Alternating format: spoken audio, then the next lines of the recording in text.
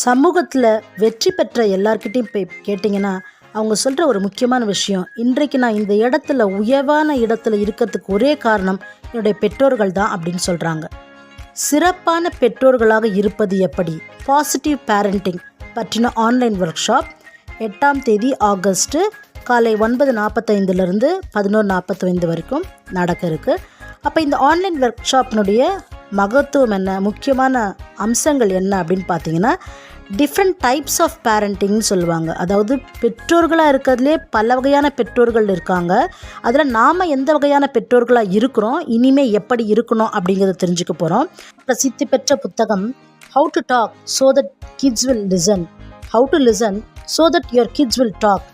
நீங்கள் எப்படி பேசினா குழந்தைகள் கவனிப்பாங்க, குழந்தைகள் பேசுகிறத நீங்கள் எப்படி கவனிக்கணும் அப்படிங்கிறத தெரிஞ்சுக்கணுமா? நம்பருக்கு கால் பண்ணுங்கள், ரிஜிஸ்டர் பண்ணுங்கள். Connect with Kavitha வளராமன்.